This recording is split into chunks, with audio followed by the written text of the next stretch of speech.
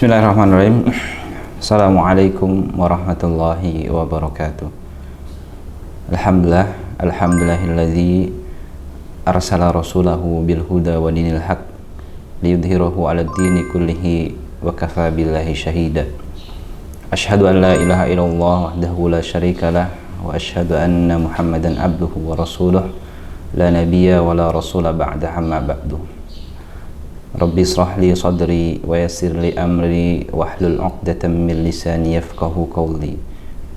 Alhamdulillah, segala puji hanya milik Allah Rabb semesta alam yang telah memberikan kepada kita begitu banyak nikmatnya, begitu banyak karunia-Nya, begitu banyak keridhaan dan kesempatan yang selalu diberikan kepada kita, sehingga kita sebagai masih bisa tetap bersyukur, yaitu dengan menjalankan ibadah-ibadah yang rutinitas kita lakukan, terutama pada bulan yang penuh ampunan, penuh dengan pahala ini, yaitu bulan Ramadan. Pada hari yang ketiga kita masih diberikan kesempatan untuk melanjutkan ibadah-ibadahnya.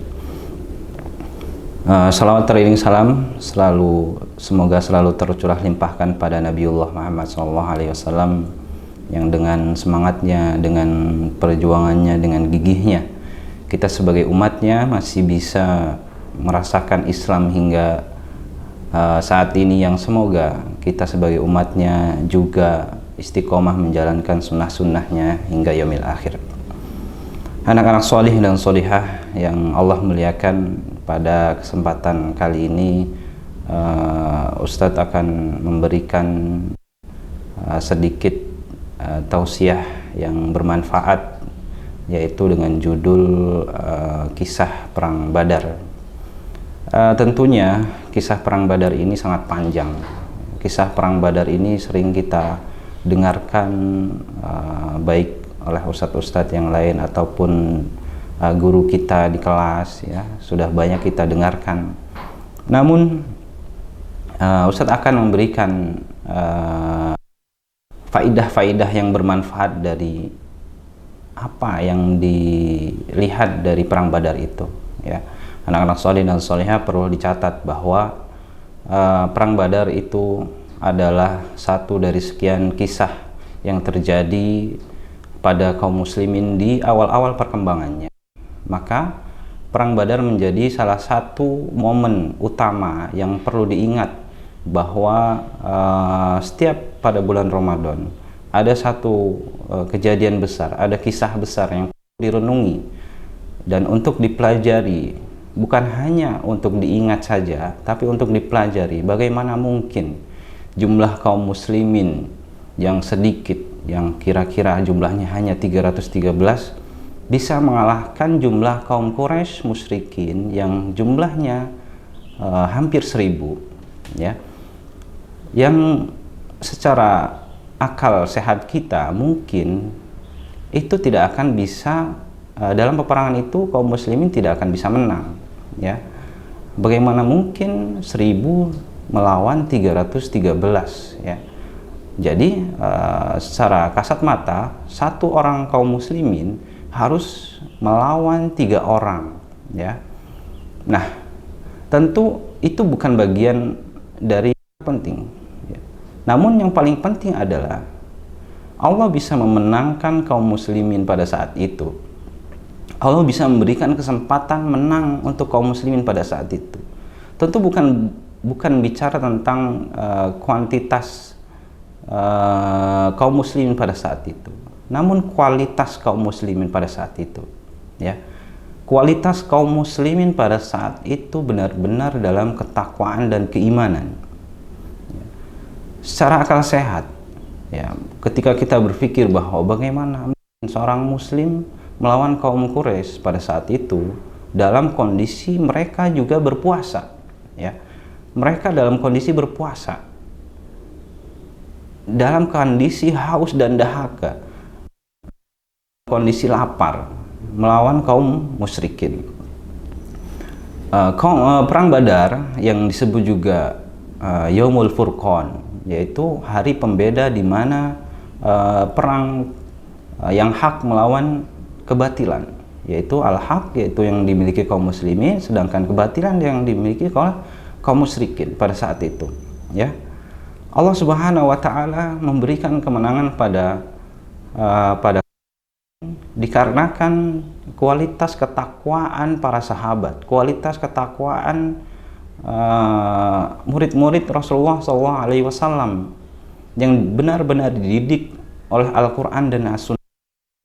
Maka dari itu, anak-anak soleh dan solehah, ya, bahwa Al-Quran dan As-Sunnah bisa mendidik kita menjadi pribadi-pribadi yang kuat, bukan hanya secara mental, tapi kita bisa terdidik oleh Al-Quran dan As-Sunnah menjadi insan yang kuat secara fisik dan secara mental jika kita mengamalkan Al-Quran dan As-Sunnah itu benar-benar dengan keimanan yang murni. Maka dari itu, anak-anak soleh dan solehah, Allah memberikan pertolongan pada kaum muslim. Tidak mungkin Allah memberikan pertolongan pada kita secara pribadi dalam kondisi maksiat kepadanya.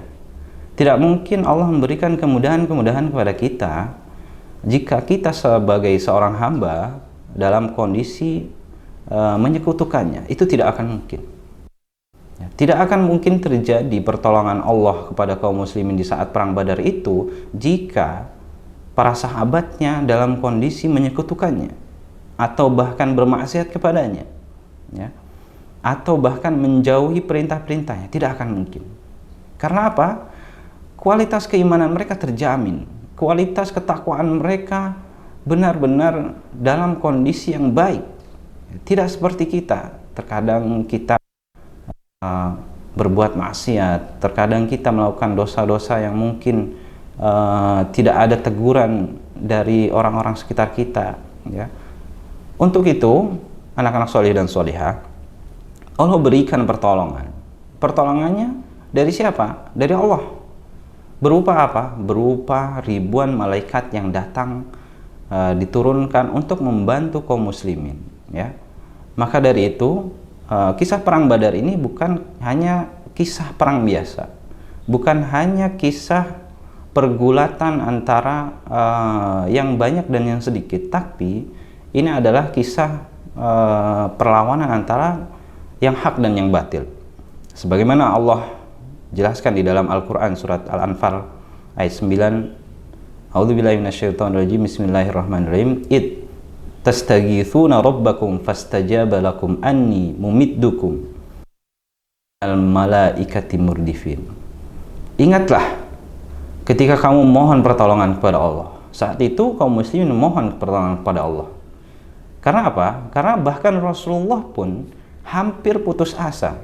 Hampir putus asa sampai beliau berkata kepada Allah, "Ya Allah, andai kata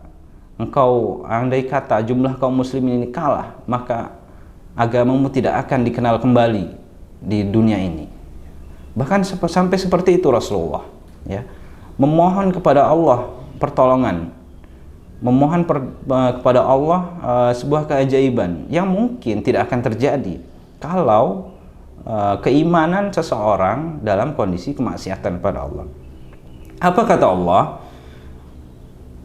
Ingatlah ketika kamu mohon pertolongan kepadaku, sesungguhnya aku akan mendatangkan bala bantuan, yaitu berupa 1000 malaikat yang datangnya berturut-turut. Ya, saat Rasulullah SAW berdoa kepada Allah, Allah datangkan 1000 malaikat berturut-turut. Ya, Allah datangkan bantuan yang tidak akan terjadi kepada kita jika memang kita dalam kondisi bermaksiat pada Allah. Allah jamin bahwa jumlah itu tidak menentukan segala sesuatu apapun, ya. Sebagaimana kita juga pernah mengingat kisah pasukan Jalut melawan Talut, yaitu jumlah yang bahkan perbedaannya yang jauh, ya. Allah katakan, kam min fi'atin qalilatin qalabat fi'atan katsiratan biidznillah. Berapa banyak jumlah yang sedikit dapat mengalahkan jumlah yang besar biidznillah. Tapi poinnya adalah ada kata biidznillah, yaitu dengan dengan izin Allah. Dengan izin Allah itu tentu dengan mengedepankan keimanan dan ketakwaan kita. Maka dari itu pada bulan Ramadan ini kita tingkatkan ketakwaan kita. Agar apa? Agar kualitas ibadah kita, kualitas keimanan kita yang kita miliki, anak-anak soleh dan solihah, walaupun memang akan jauh berbeda dengan Rasulullah dan para sahabat, setidaknya kita mencontoh apa yang mereka lakukan, yaitu dengan membaca Al-Quran, dengan sholat tarawih, dengan selalu berdoa, yaitu untuk tetap belajar, berdoa untuk orang tua, membantu teman, atau bahkan bisa dengan berinfak, bersedekah, ya. Dengan itu kita menjadi insan yang terbaik di antara orang-orang lain mungkin, ya. Kita bedakan diri kita dengan orang-orang yang suka bermaksiat, ya. Jangan sampai sebagaimana kata Rasulullah, jangan sampai kita mengikuti orang-orang yang bermaksiat, ya. Kita mengikuti jalan orang-orang yang salah, yaitu meninggalkan Al-Quran, jarang sholat, ataupun bahkan malas-malas saat sholat, ya. Ini tidak ada, ciri seperti ini tidak ada pada kaum muslimin yang berada di barisan perang Badar saat itu, ya. Kaum muslimin saat itu keimanannya dan ketakwaannya sangat tidak diragukan lagi, ya. Sangat bahkan Rasulullah mengatakan bahwa mereka ini adalah dijamin surga. Bagaimana mungkin mereka bisa dijamin masuk surga kalau keimanannya jauh dari Allah Subhanahu wa taala? Lalu bagaimana kita sendiri sebagai anak-anak soleh dan solehah ingin dijamin oleh Allah dan Rasulnya untuk bisa masuk surga? Tidak ada yang bisa menjamin selain diri kita sendiri, amalan kita sendiri. Kita jamin amalan kita, sholat tepat waktu, membaca Al-Quran dengan khusyuk, lalu taat kepada orang tua, menjauhi kemaksiatan-kemaksiatan yang terjadi di sekitar kita, atau menasehati teman kita yang salah, dan melakukan ibadah-ibadah sunnah lainnya, ibadah-ibadah sunnah yang sering kita tinggalkan, seperti sholat rawatib, seperti sholat-sholat malam yang ditinggalkan, ataupun berinfak, bersedekah, dan yang lainnya, yang ringan-ringan saja, ya. Yang sering Ustadz sampaikan bahwa idza mata ibnu Adam in qata'a amalu, apabila anak Adam ini mati, hanya 3 yang bisa tetap berjalan sampai liang kuburnya. Yang pertama shadaqatun jariyah. Yang pertama sedekah jariyah. Kalau sedekah jariyah ini kita lakukan, maka amalan-amalan itu akan selalu mengalir. Pahalanya itu akan tetap mengalir kepada kita. Sedekah jariyah. Lalu yang kedua, ilmun yuntafa'u bih. Ilmu yang bermanfaat. Kalau kita memiliki ilmu, ajarkan kepada saudara kita, ajarkan kepada teman-teman kita, ajarkan kepada orang tua kita jika memang orang tua kita belum mengerti. Lalu yang ketiga yaitu waladun shalihun yad'ulah, yaitu anak solih yang selalu mendoakan kedua orang tua kita. Tidak mungkin doa itu bisa sampai kepada orang tua yang meninggal kalau kita sendiri tidak menjadi anak solih dan solihah. Ketika orang tua kita telah tiada meninggalkan kita, doa itu tidak akan sampai kepada orang tua kita. Sampai kapan? Sampai kita menjadi anak solih. Bagaimana menjadi anak solih? Yaitu menjalankan perintah Allah Subhanahu wa taala dan meninggalkan larangan-larangannya, yaitu ketentuannya dengan mengikuti Rasulullah SAW dan para sahabatnya dan para tabi'ut tabi'in dan para salafus soleh, ya.